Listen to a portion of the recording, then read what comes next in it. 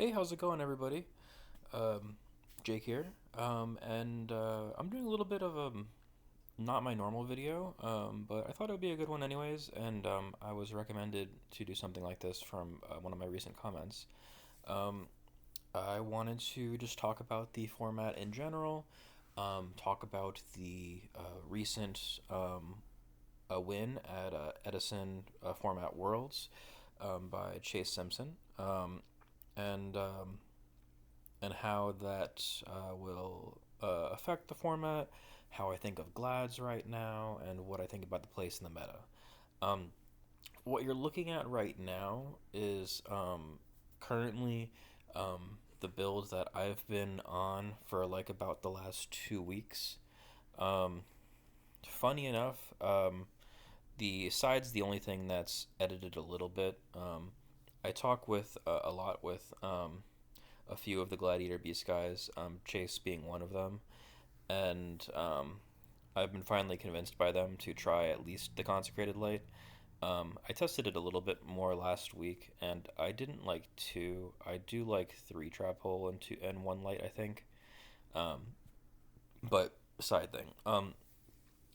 And as you might notice conveniently, this build is actually only one card different from Chase's. It's basically just 30. It's 43 cards with a third D prison. The rest of it's the same. Which, um, when I was a couple weeks ago testing my 45 card build, it was also basically what Chase was on, just plus three cards. It was plus like a third prison, cold wave main deck, and a second Darius when I was testing 45. Um, I think in general, the ratios that he ran just make sense.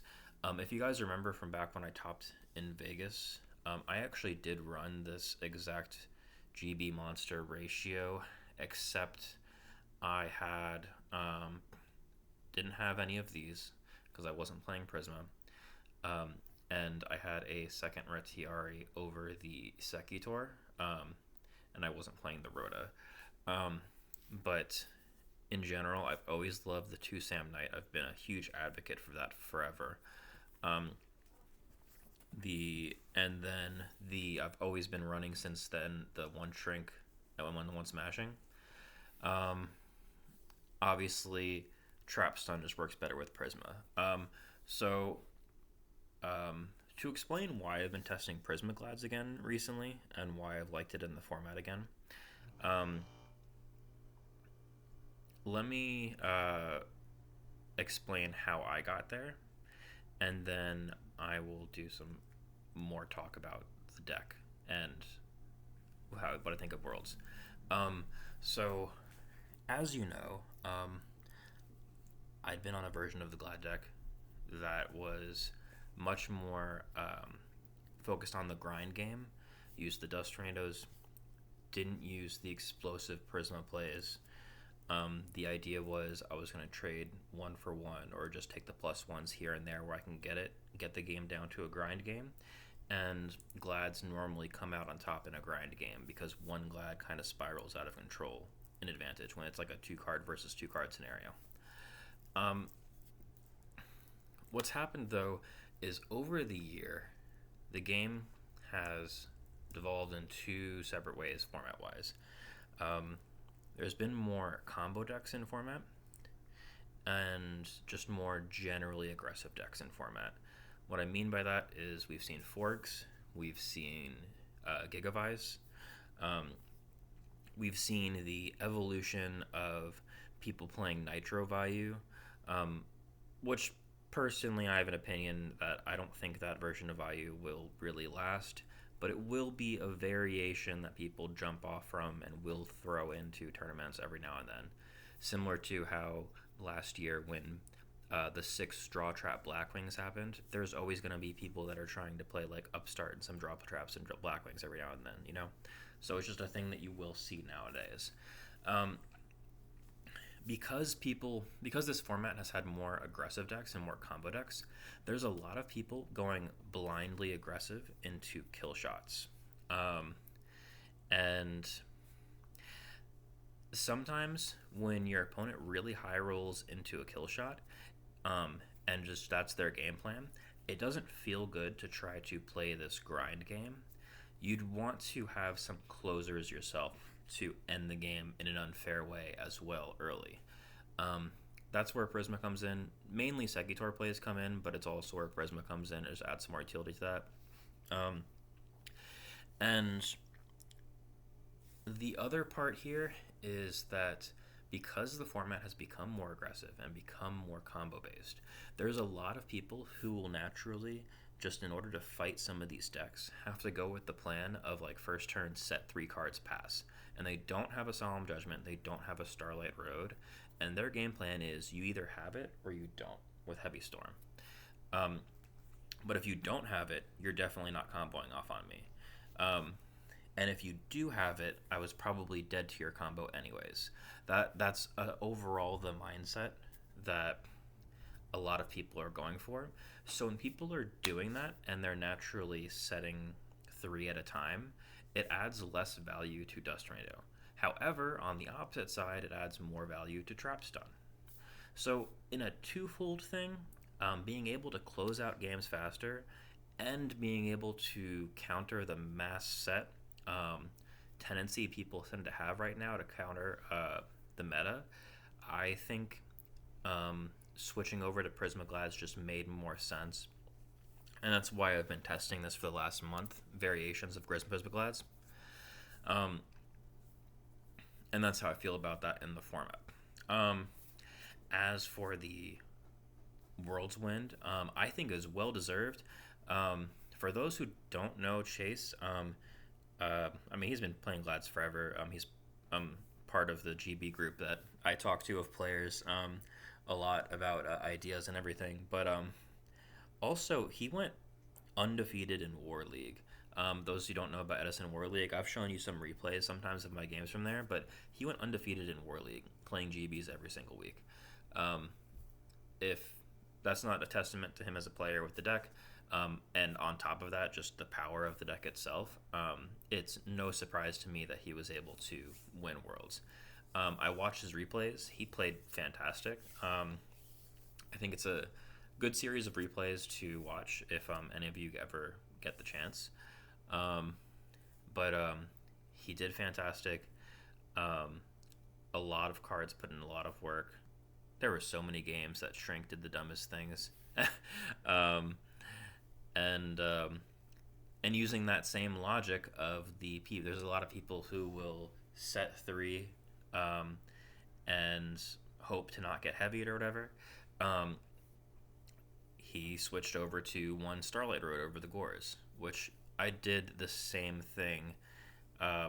This was the biggest thing I changed like last week because there was a discussion with a couple of us before the event about that swap, and most of us ended up agreeing that this swap made sense, Starlight Road versus Gores, because right now people are very used to having like heavy storming 3 Black Rows to just blow them out, because people will just set 3 without protection, and the Starlight Road as a result ends up being a lot more live.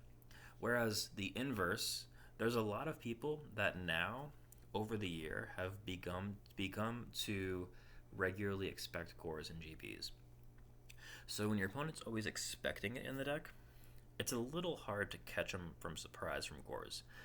It'll still happen, and it still has its place. But you're more likely, I think, especially game 1, to get the Starlight Road punish. And then, again, there's also just a lot of Black Wings in the format, so it's just nice to have Starlight Road, right?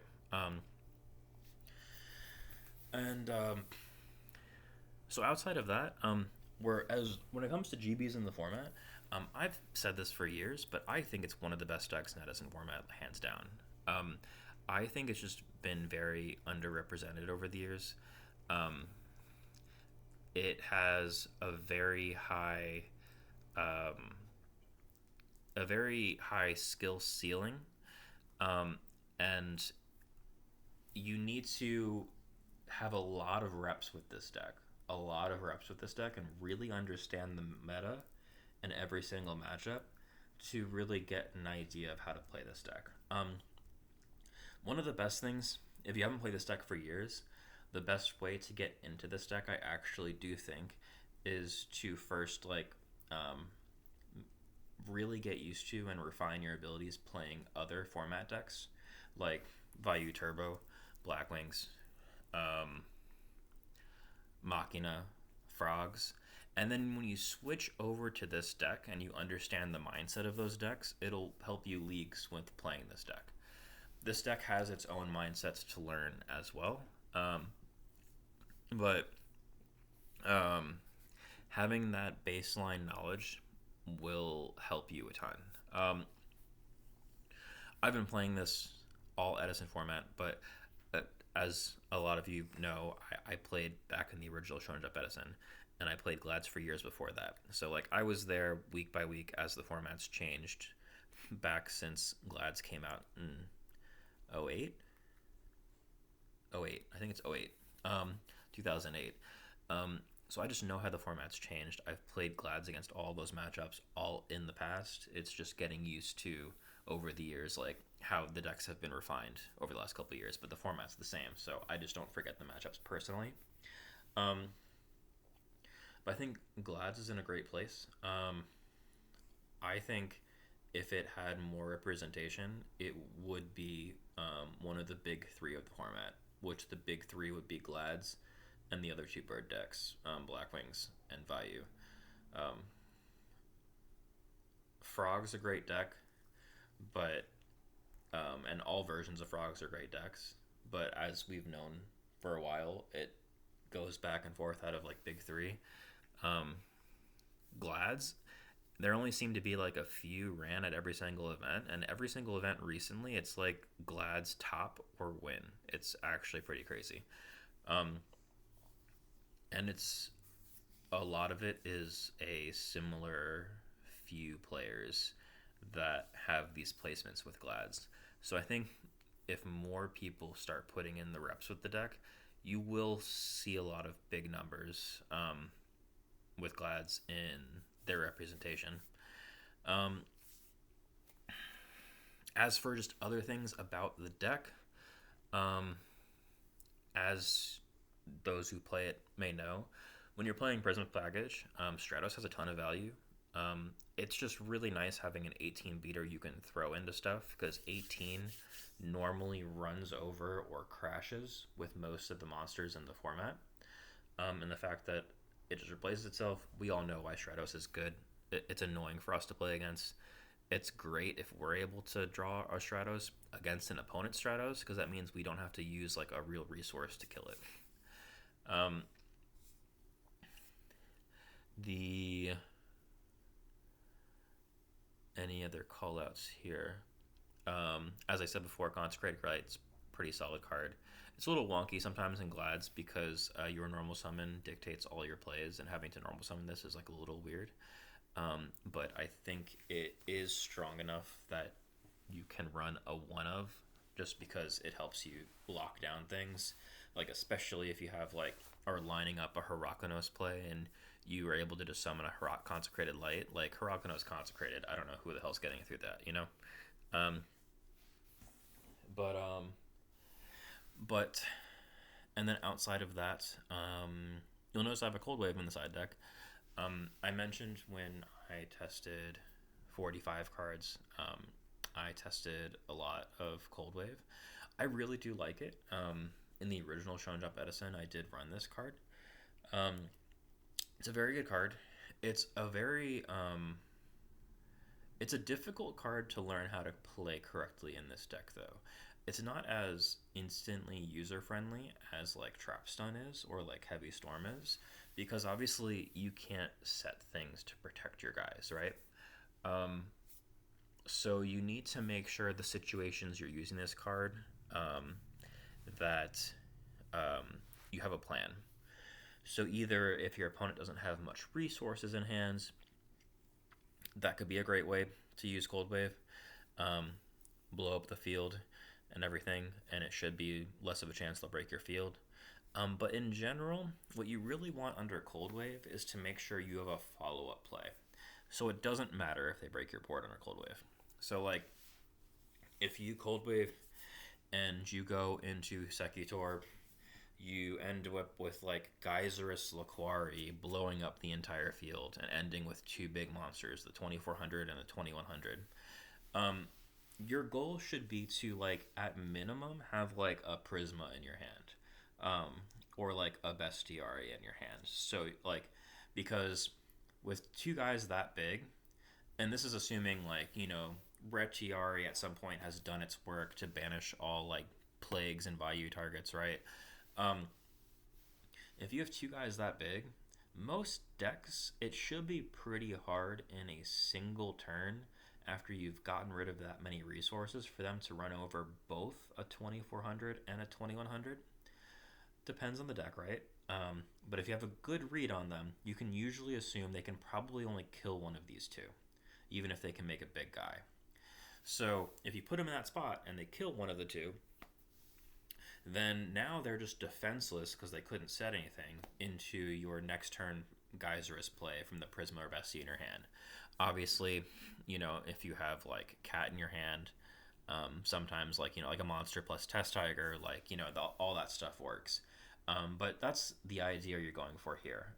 So Cold Wave has a ton of value also because the the way the format I think will develop is there's already people who have been siding Book of Moons and enemy controllers to counteract Trap Stun against Glads and against other decks that play Trap Stun. I think we'll see more of that, and Heavy Storm and Cold Wave are the only sweepers that stop the quick play spells. Um, Sometimes quick play spells really can blow out Trap Stun, so Cold Wave will always have value there in being able to stop that kind of thing.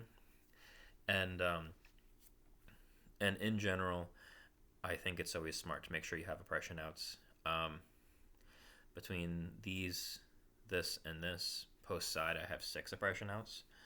Um, that's not counting like Solemn on the oppression, right? But that can happen. I know Chase ran a brain control over this. Um, I spoke to him, and he actually originally did run Cold Wave in that spot. He swapped it out last second for the mirror, which is fair. Um, Personally, I don't like having less than 6 spell trap outs, or basically having less than 6 oppression outs post side. So I couldn't do it. I might still end up putting a brain control somewhere because there'll probably be more Glads in the format. But but as of right now, this is at least where I'm liking it. Um, I'm sure this deck will change up again before I go to um, the Legacy Duelist event series in Riley a month from now. But this is at least where I am, and I really like it. The deck feels extremely powerful. It doesn't feel like it has any bad matchups if you're playing it right. Your hardest matchups are naturally your worst matchup is going to be Hero Beat, which I I don't see that deck anywhere. Nobody seems to see that deck anywhere. um, and the Wings matchups, I don't think they're as bad as people think they are. I've said for over a year, I think Vayu is a very favored matchup for you, as long as you know what you're doing as the GB player and you're well prepped for it. And I think Blackwing, at minimum, is like a 50-50 matchup as long as your deck is prepped for it. You just have to play right, and there's very specific play styles to use against Blackwings, like not playing into their Icarus attacks. You have to be aware of when priority is and everything like that, so to play around the Icarus attacks, and when to actually set a back row or not. But yeah. Um, One more quick call out I'll make with this deck, because I haven't talked about it in my channel in a long time.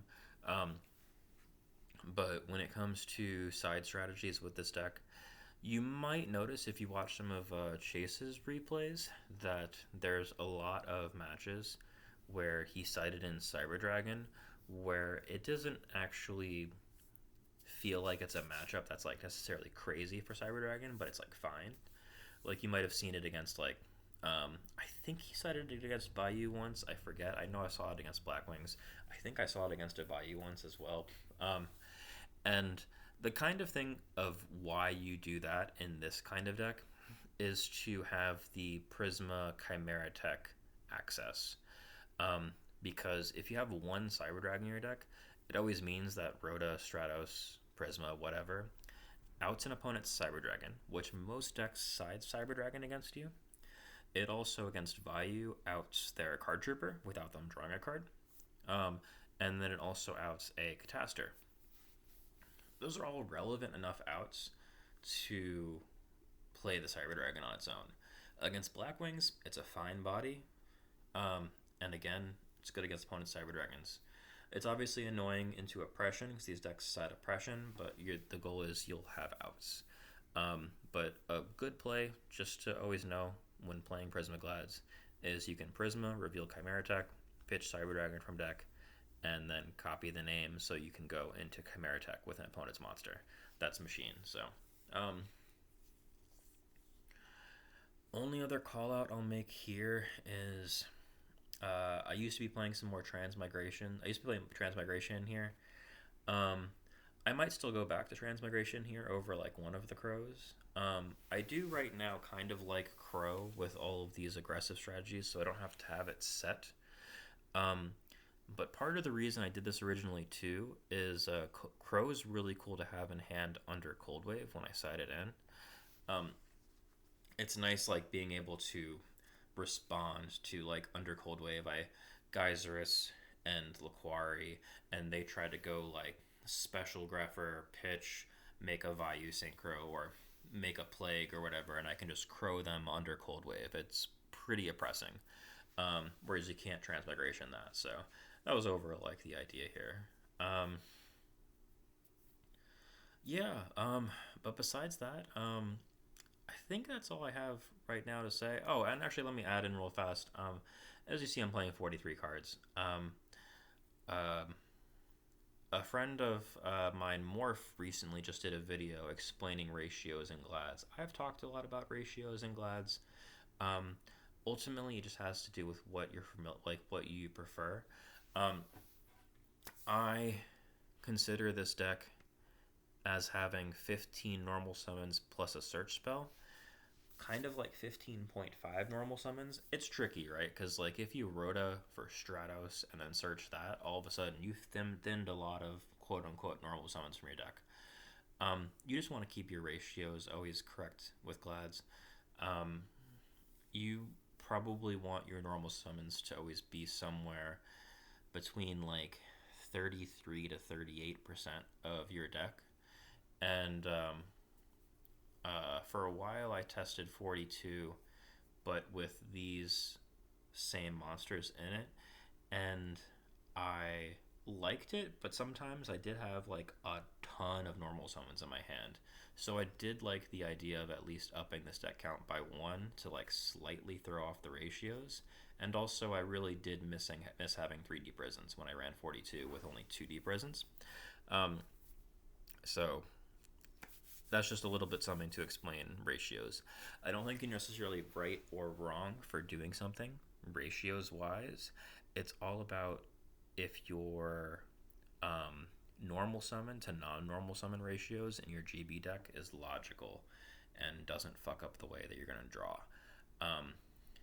Some of that requires experience, but if you kind of just stick to the ratios of like, you want like about 33 to like 37, 38% of your deck to be normal summons, then that will kind of keep you in the right range. Some people use the metric of like 1/3 of their deck normal summon, which that's basically right, but you can go like a little bit over 1/3, but like not by too much, you know? So,